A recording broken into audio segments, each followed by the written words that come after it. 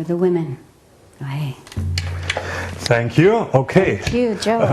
Welcome to the show. Obviously, we have a shamanic topic today, and with me is MiraMichelle.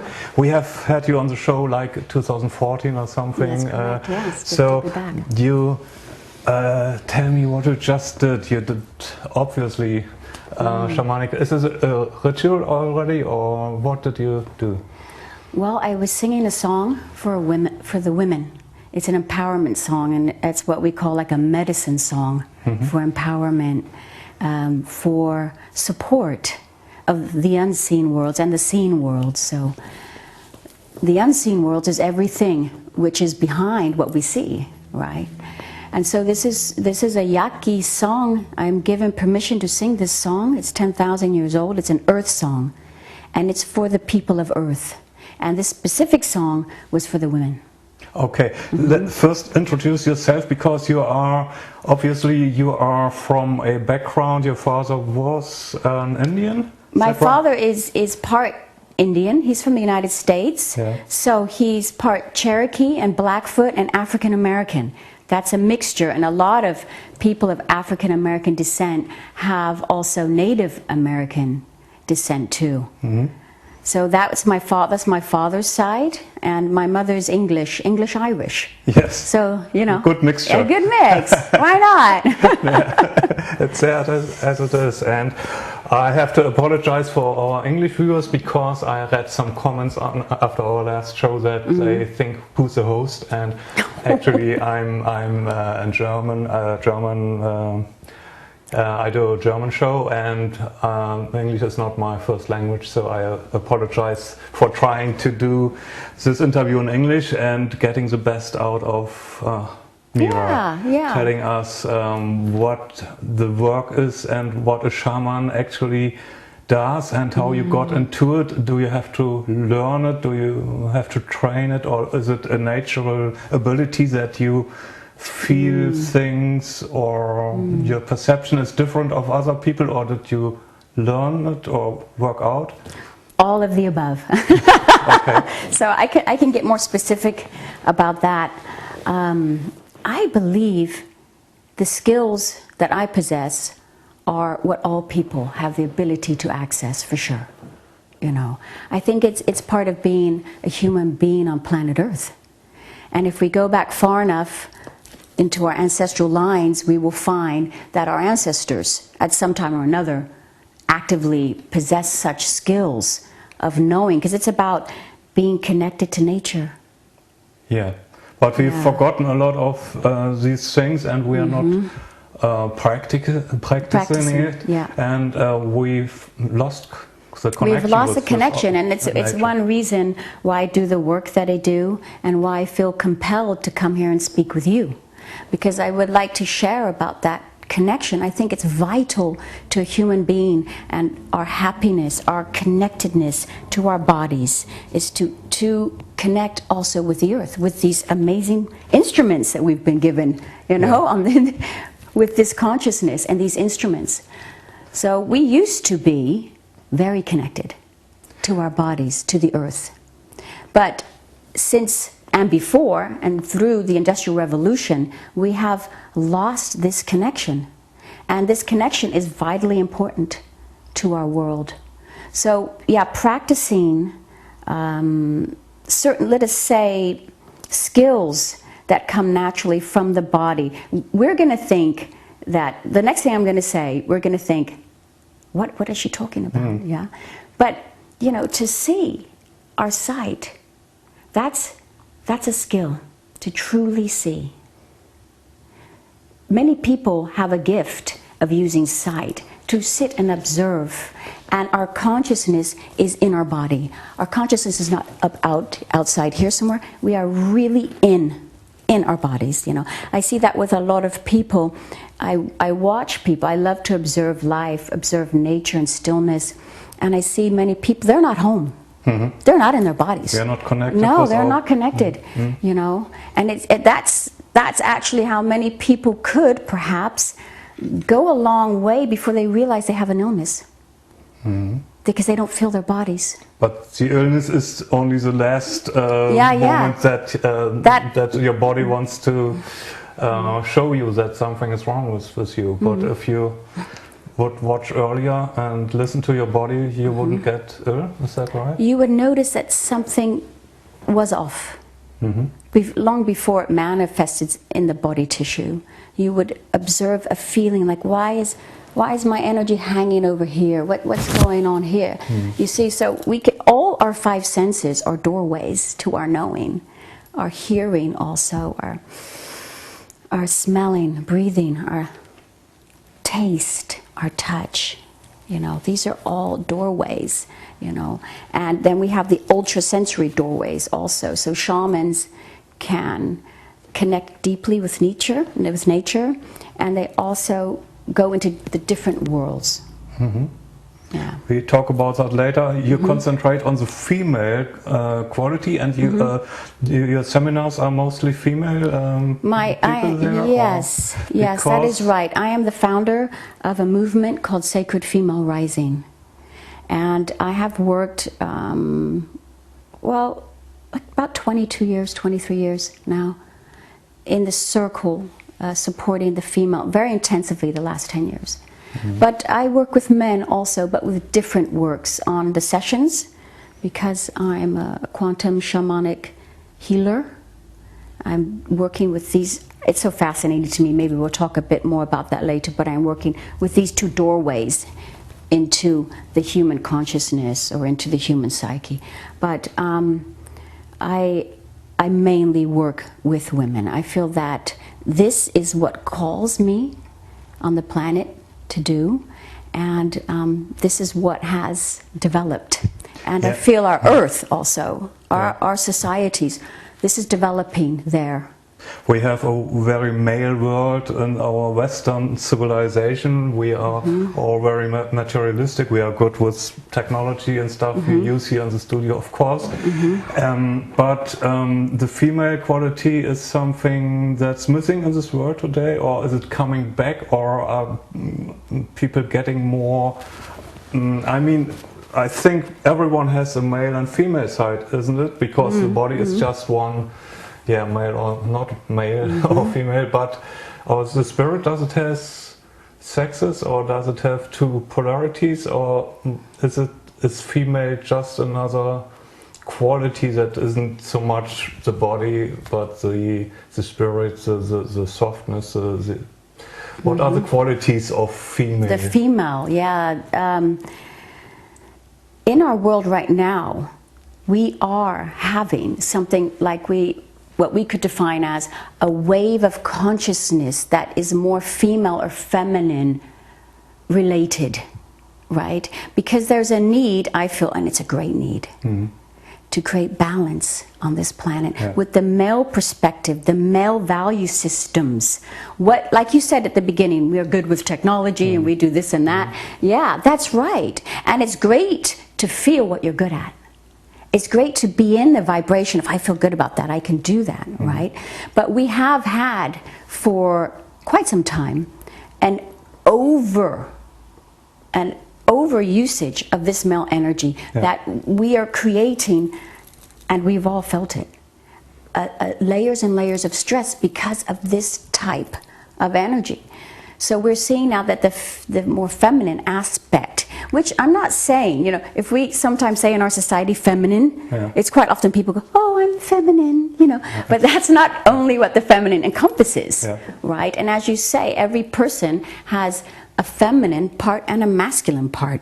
But of course, I mean, one problem that men can really get themselves into is having too much masculine inside and not embracing enough their feminine, you know. And there are also a lot of women who are very masculine. I was just going to say it. Look at our chancellor, I mean, and a lot of politicians in their suits. Yeah, well, that is part of the paradigm which we are facing, because women went into a male world, as you said, when we opened. And what to do. I was just discussing this with someone a day or two ago. What to do when you're a female and you're sitting in a room of men, right? And you as a female then want to sit there not in competition with the males, not running your energy through your body like a man would, but your female energy. So you just sit with the yin, let's say. Because the yin is like the great cup, it's the holder. And we just...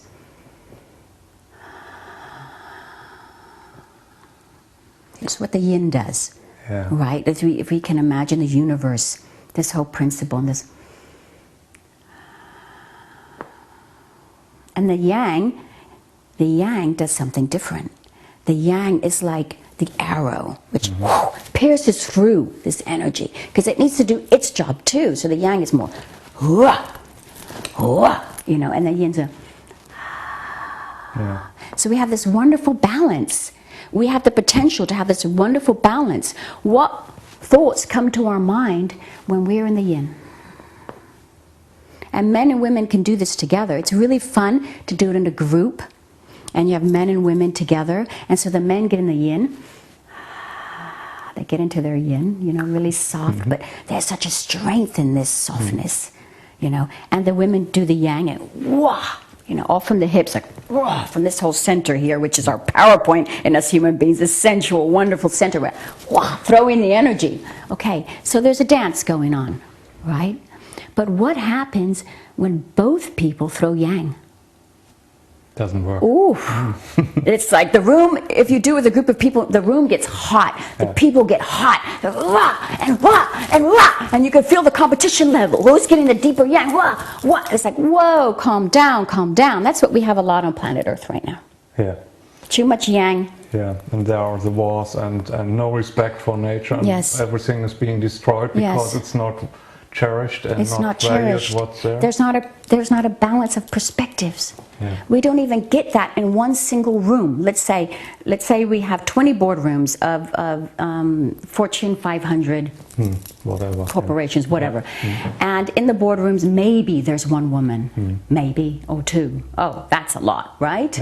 As a norm, not as every company. We don't want to condemn people. We just want to see what it is, what it's like. And so you have a woman sitting in there, and let's say she's a woman that's evolved. She understands about her feminine energy and her masculine energy. Let us just say she sits in the room in balance. Let us say she sits in that boardroom with her feminine essence. The men would freak out.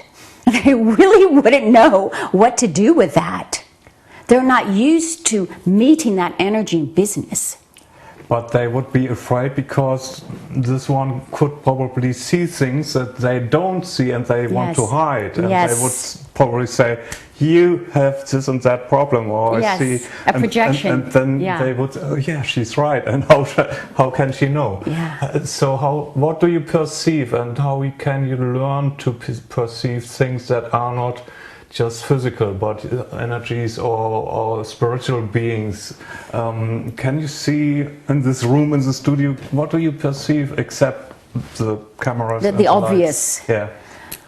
Oh, well, you know, for me as a shaman, I don't go around with my third eye opened, or I would see far too much at one time. It would be overwhelming. So you don't want to see everything? No, please, no. Okay. So we shut this door, you know, or sometimes we filter it just a little bit. You learn these skills because we're all seers. We all have this ability. We just don't slow down enough to really sink in and have a look at this reality, which is a, you know, Garden of Paradise. Planet Earth is, if we will allow it to be. It truly is. It feeds us, clothes us, inspires us, nurtures us, all of it. So I really do suggest that people get more in contact with nature. I tell you, maybe we think sometimes, I'm connected with nature, and that's fair. But when you feel a really earth-connected human being, you're going to feel an energy, which you don't feel so often. Okay. Yeah, because it's such a it's soft. It's not like it's going to come and boom, slap you in your face or something like that. Hello, I'm connected with nature. That's not what it looks like. Yeah. But you know about it, you know, Joe. It's about a certain vibration. Yeah. And the women's movement, what's happening now on the planet, digests, let us say, or holds or nurtures nature in a different way than the male principle. If we go back to our Paleolithic ancestors, yeah, maybe they had a view like this. I hope they did. Probably. Yeah. We know that the women were gathering. They were gathering. They were always looking far out to see what plants they would next move on to. If we put ourselves in our feeling bodies into that scene, they were looking. They were gathering as a collective, always as a collective. The females. The food, everything was always gathered for the collective. This is why we lived, our species, Homo sapiens sapiens, for at least 100,000 years that we know of. Probably 200, 250, maybe a million. Okay. And the men, they were the hunters. They were in their hunter collectives, you know. So they looked like this. They must look with the arrow. And find it, yeah? So they developed, our ancestors, which are in our genes right here and now, developed ways of being and supported them for a very long extended time. The women gathering, the men hunting. And that gathering brought in 70% of the food source. 70%. Yeah. Many people don't realize that. Yeah. And the hunt brought in 25 to 30%. Yeah. So they lived in a balance, these people. And that was only 10,000 years ago. That's not very long ago, if you think about it. So we are still that species that gathered, still the male that focused. He had to, you know, so the men have a talent of looking like this. You know, we women joke when men aren't there. We women say, oh my gosh, my husband can't find anything, you know. He said, where is it? Oh, it's in the, I can't find it. Like, oh, you know, they don't look under anything. They only can see like that. And the women, their perspective is like that. So how amazing, if you really want to start a great company or any sort of endeavor, don't you want an equal amount of people on your team that can look both this way and that way? Yeah. Of course you do. That's just intelligent. But you would look for the women who have these qualities, because, like we said before, not every woman has it, because they've forgotten also. They've been through the male patriarch system. Yeah. They've been through the schooling, they've been through a way. They want to be successful, so they feel forced to be successful in the male way. And you're doing seminars to teach women to get these qualities back? Yes. How does it work? I mean, how can I imagine to open up my channels to perceive the things that you see or perceive? You said you just don't see everything at the same time because it's too much. Is there scary things to be seen? And so you just... I usually don't need to see those scary things. You know, I just say, I don't need any scary things. They do exist. Yeah. Of course, because we live in duality. We live in dark and light. But to answer your question about the women, the first step for women, I don't teach them anything, really. I hold the space that they remember, because we have everything, what we need, right? So the first step would be for any group of women or any group of men would be to sit in the circle with their sisters or sit in the circle with their brothers, because that's always how our tribes have done it, if you go back far enough. The women would sit with the women at first, and the men with the men, right? As soon as you sit a group of, I like to have small groups, and sometimes I have really big groups, but for more intense work, you need a small group, because people will go into process, and they need some individual attention. So you sit in a small group, and you just sit, and you just get real. You get in your body. It happens. As soon as one person gets in, it follows like this, like a domino. Tuk, tuk, tuk, tuk, tuk. And I've had women who sort of skirted or avoided circles for much of their life because, oh no, I don't know if I trust other women. And it's this, what you talked about before, you know. And as soon as they're really in the circle and they get in here, they just start to cry. Tears just fall down, just tears of release. And they're like, oh my gosh, this is really, I had no idea. And then the process goes on, and there's certain skills to remember.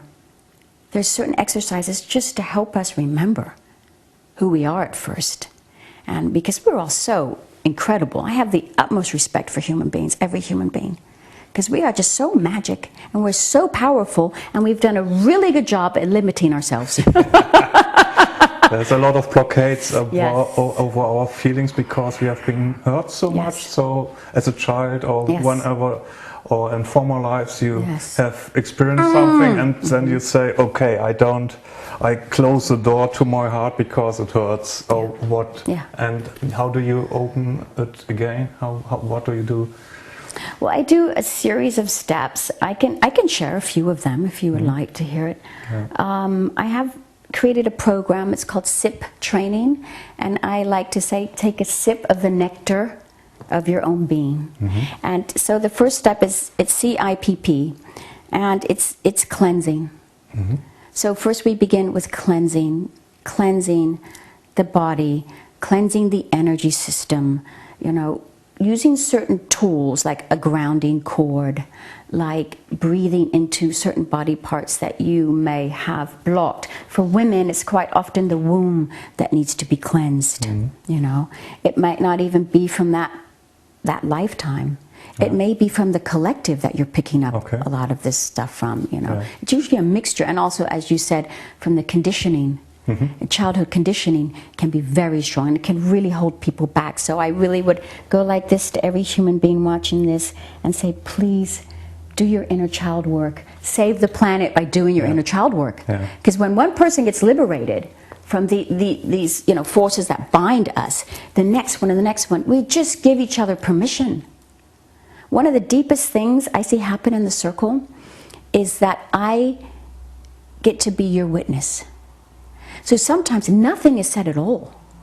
It's just that you pass the talking stick around and people speak their truth, but they really are honest. And then the next one is so touched and opened by just witnessing that person's truth.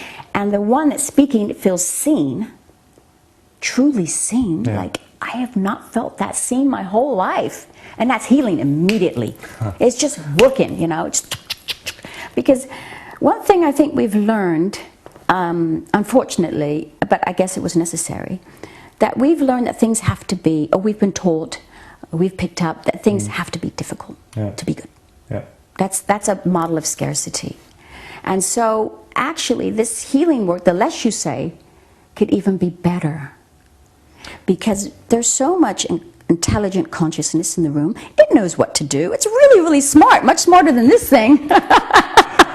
But you've worked with me, and I know that you obviously do a lot of things that I can't say what you do, but obviously you do something, you see energies or whatever is, or I don't know what you really do, and take it out, and you have sage and stuff, and so I don't know what you do, but I trust that something is happening. And do you feel in the moment that something's happening? Yes, but I can't, you know, the mind can't address it. Yeah, because and the say, mind... what is she doing? Yeah, because the mind feels, the body feels something. And the mind immediately wants to make a concept.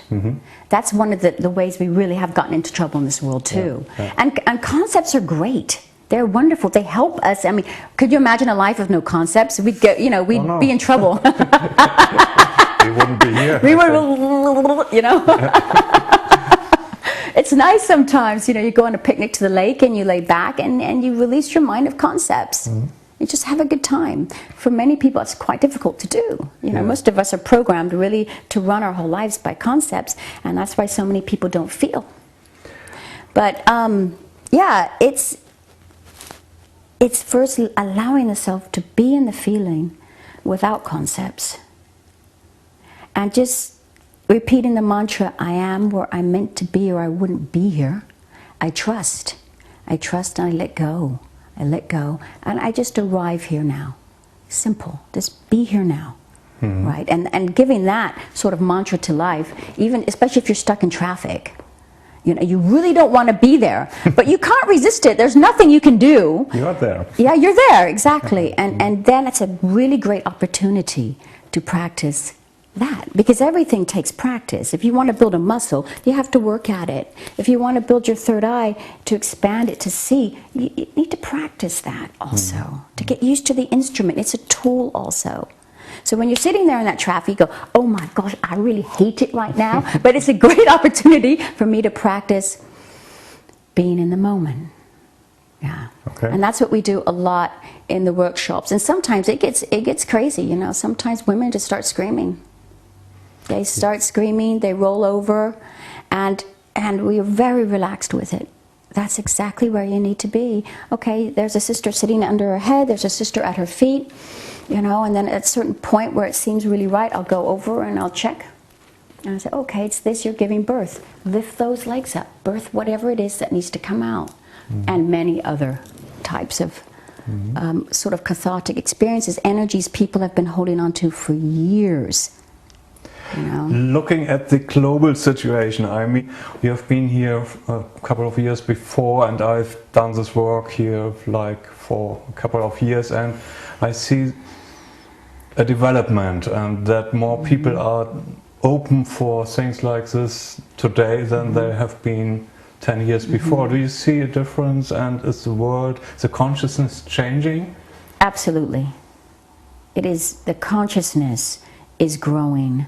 The consciousness of our human family is beginning to come up to the real first level of what, you know, of what we call the collective consciousness shifts and it opens. And we go, like, this is how evolution works, right? We come to a certain point, there's so much pressure, there's enough pressure, and then we spontaneously grow. Wake up happens, we come to a new plateau, we go, the pressure builds, and then we go another step. You know, and that's what I see happening right now, because there is enough pressure, right? So we have that one going quite well. Yeah, sometimes, I don't mean to make light of it, you know, because there are many people in the world right now that are in dire straits. Yeah. You know, and that's unfortunate, because there's a lot of reasons why that shouldn't have to happen. With our intelligence, our innovations, the amount of resources we have, it shouldn't actually really have to happen. So that's a wake-up call in itself. But I have, and I've been doing this work for a long time too. I mean, long is relative. I'm one lifetime right here, okay? But still, I see more willingness, more appetite for that, which is not in the status quo, but to go beyond and say, no, we want to see more. So, you know, it really is a time of transparency. Yeah. It's a time of transparency. It's all coming out. Things are coming out in politics and, you know, all the dark stuff that we see today, and you think the world is crazy, but that's only because things are coming into the light, we see them, and then we ask ourselves, do we want them? Yeah. And if we don't want them, we can change it. We can only change it when we realize what we must change. I like to look at the world, and I suggest that many of us do this, is look at the world like it's your own system of self-growth, right? And apply that to the world. So what happens if you're working on something that you see that is an issue for you? So you become self-reflective with that, and you look at it, and then you feel to have the ability to change something, right? And when you come upon that point, what happens quite often? What happens quite often is that, like, everything gets worse before it gets better. I mean, I think everyone who's been in a personal process can attest to that. It's like, holy moly, what's happening now? You know, better. Yeah, exactly. And then it's almost like a rewind that our intelligent consciousness says to us, now really remember why you want to make this step. Reverse. Okay, I got the message, you know. And then we can make our leap forward, and then we leap beyond it. And that is what's happening, I feel, with the politics. I think that's happening with the politics of nature, resources. Even calling nature a resource is like an insult for me. Nature is our family. Human resources. Yeah, oh my gosh. How crazy is that, huh? Very crazy. We have to wake up from all of that. The female perspective has been silenced in our world. The females are and were deeply connected to nature. We give birth. This is nature pure. through our wombs, we carry life, right? We're deeply connected. Mary Robinson once said, women will think long and hard before they send other women's sons into battle. Yeah.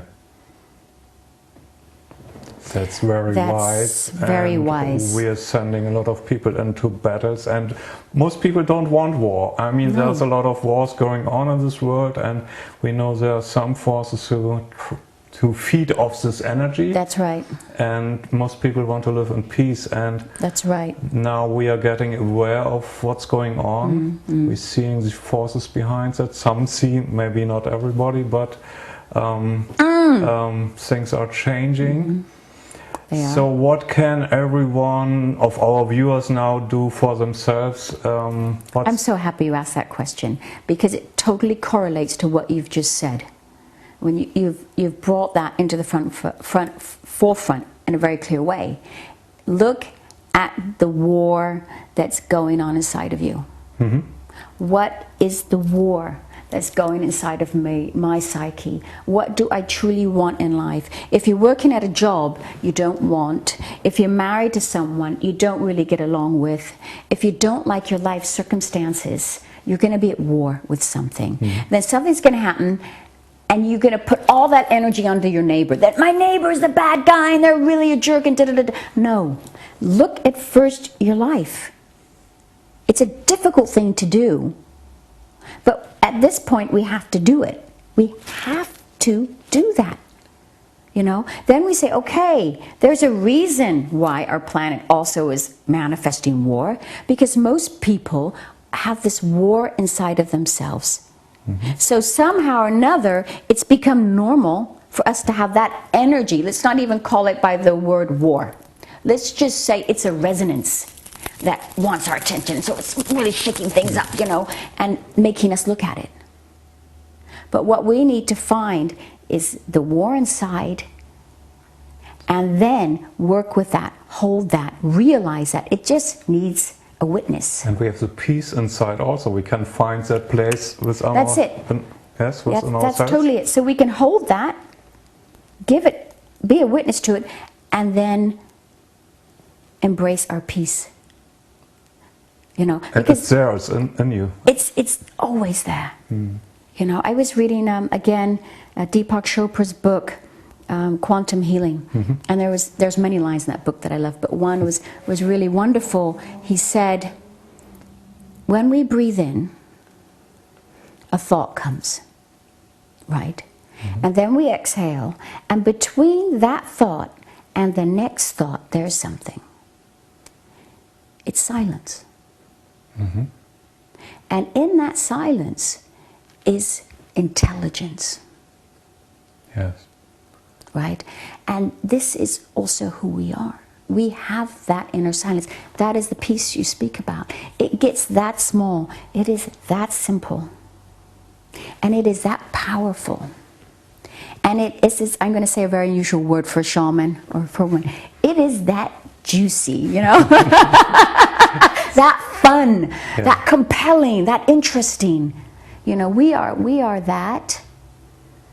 We are given everything we need to heal this world. We just need to become active in some kind of way. It's not like you don't have to get your banner, now I go out. You know, you need just to do something. We all need just to do something.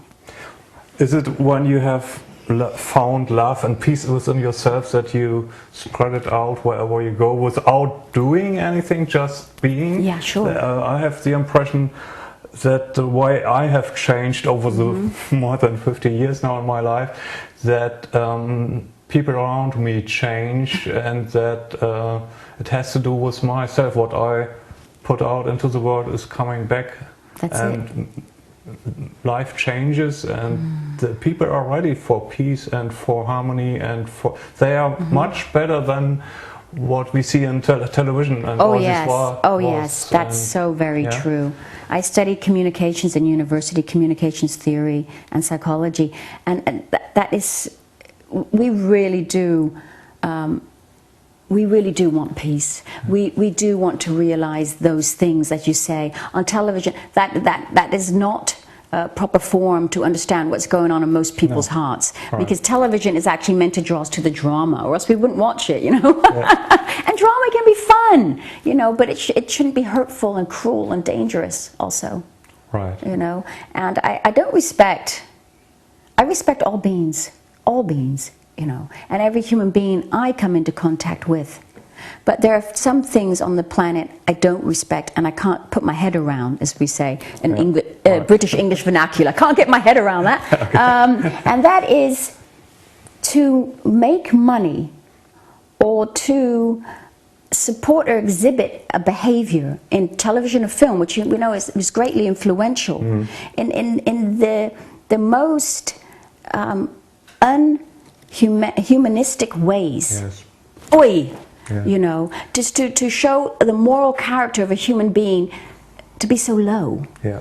It's a problem for me. That's right. Yeah. You know, it's ugly. Yeah, it is. And we don't need it. And we know that a lot of young children are watching that. Yeah. You know, and it is doing its damage. Yeah. You know, but yet there's no precedent yet to be able to say that is psychological abuse.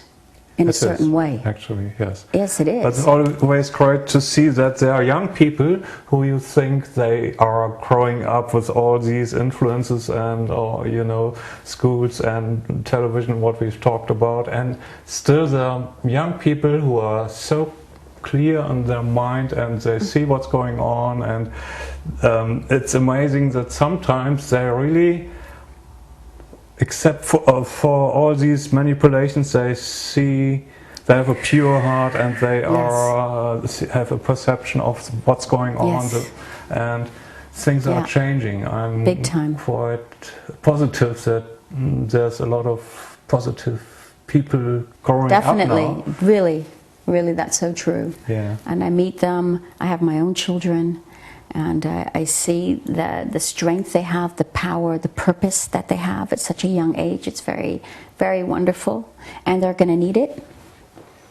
Yeah. They're going to need it. Yeah. And that's positive when they can share that with the world, you know. Yeah, and today they are sharing it with the world through all the social media, and you think they should always only discuss stupid stuff. But no, they are really aware of, a lot of people are being aware and discussing what's going on in the world. Yes. So let's come back to your work, because people might ask, how can I attend a seminar of yours? You are in Germany? I am based now in Germany, in the Harz region of Germany, and I love this. I could really talk about this region and Germany's history around. I find it fascinating history and what collective peoples go through. But yes, I work out of there, but I travel. So I'll be in Berlin, I'll be in Hanover. They should check the website. What is it?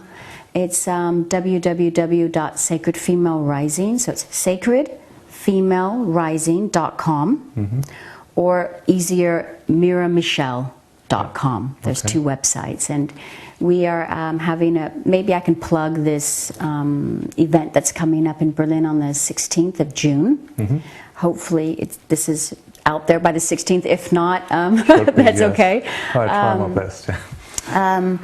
We have Yale Deckelbaum coming. She's a musician, and she did an amazing thing about a year or two ago. She went to Israel, and she's a musician, as I said, a sacred musician also. Yeah. And they had this women's walk and march all the way through the Palestinian area and Israel, bringing all the women together. And there was just hundreds, if not thousands. Yeah. And they all wore white, and they walked through the desert for peace.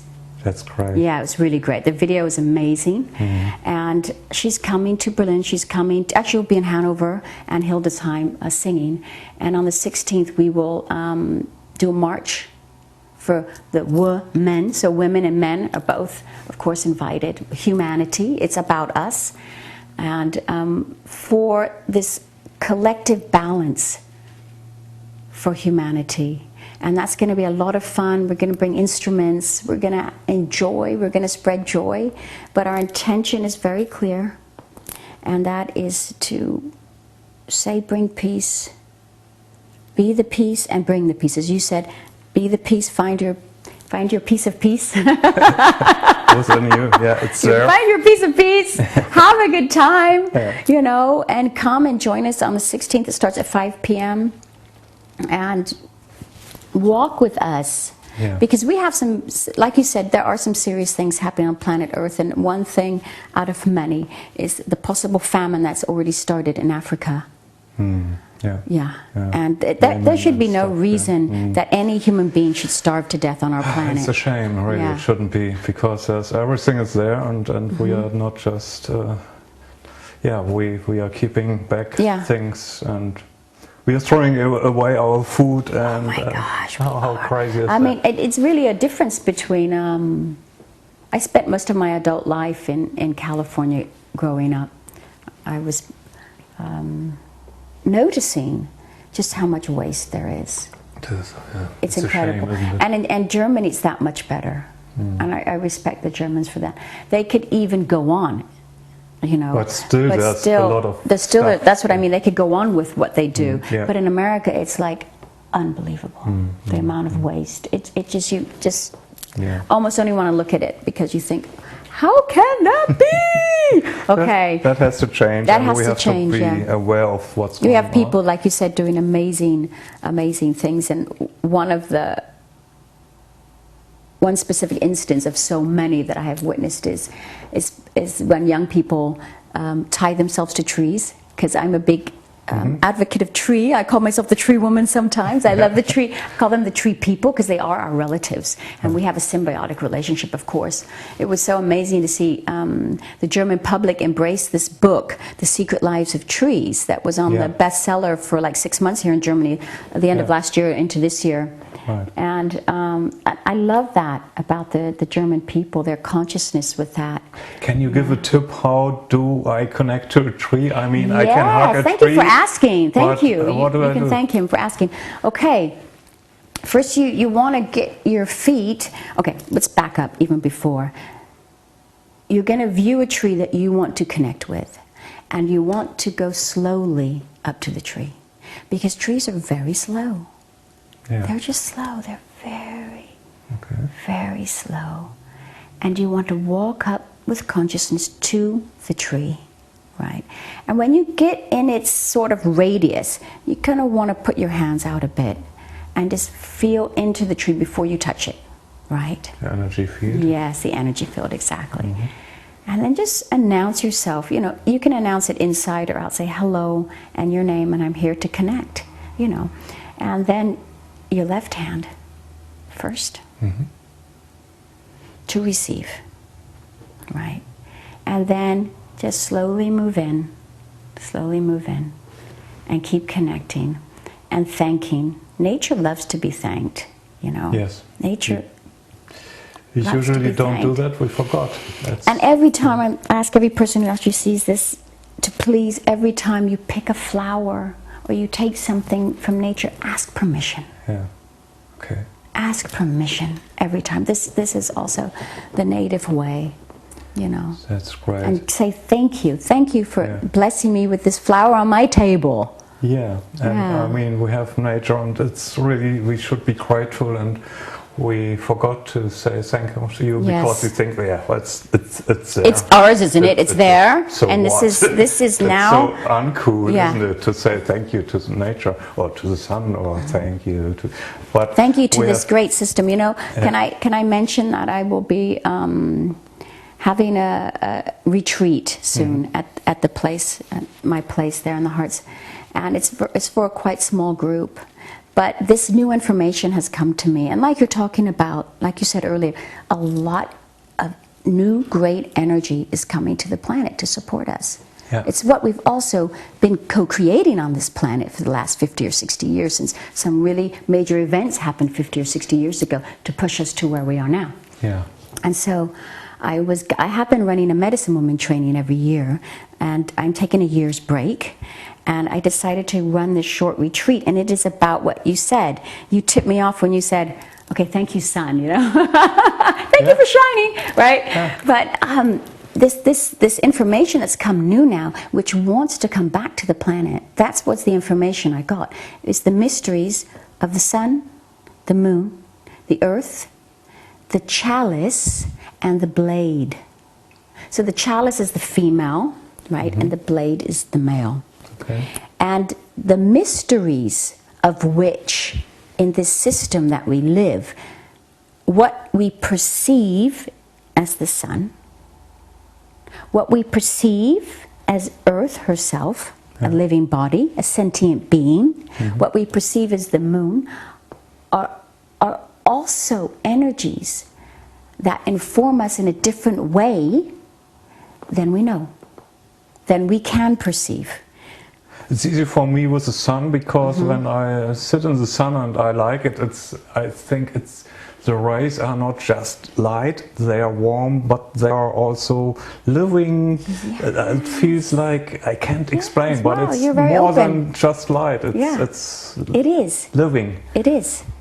And that's what these mysteries, and going into them, were quite commonly known, especially through some spiritual pursuits we had on the planet some thousands of years ago. And these I often call the temple days, when the women had their temples, you know, with the great goddess.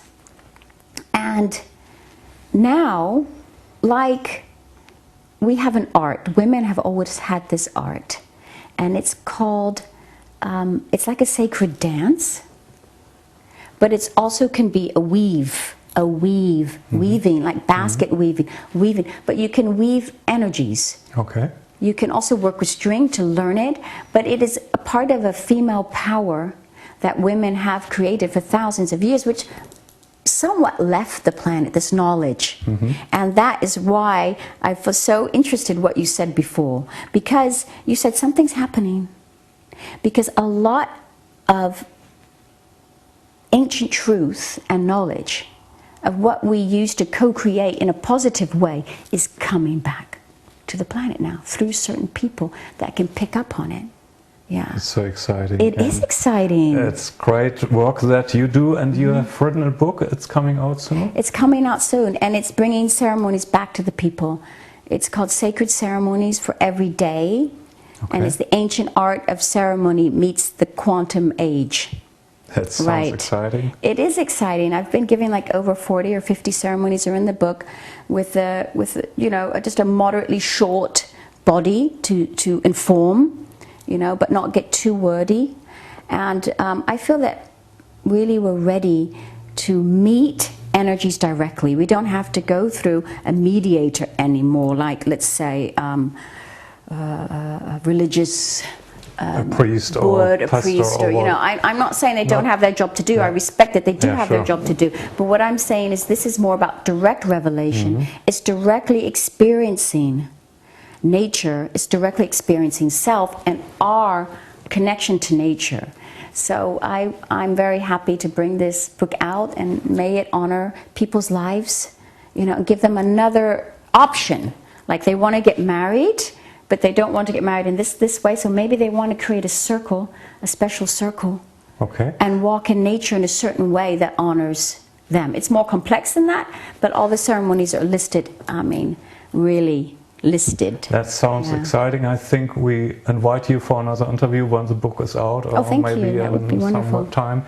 So it's great work that you're doing, and I've experienced it a bit myself. Do you individual work with people also? If someone says, oh, I have trouble with this and that, do you work with people? Absolutely. I do all kinds. Sometimes I work with my team, and I run different ceremonies. Like, we have ceremonies for coming of age. We have ceremonies for a wisdom ceremony. We have ceremony which will include a letting go and an embodiment. Like, you make a bid for power in your life. You know, because life is like an initiation. You know what I mean? And if we don't consciously ask for initiation, life is going to give us one, and it might not be one we want to choose, you know. So it's good to be conscious about your initiation and say, yes, I want to take the next step of power in my life. How do I do that? Well, create it. Create something fun and alive and affirming, and go for it. And put your power out there and go, yeah, I want it. And then go for it. And make it fun also. Sounds good. Yeah, it is Thank good. you. Thank you very much, MiraMichelle. Jo. Always lovely to be here. Thank you. Yes.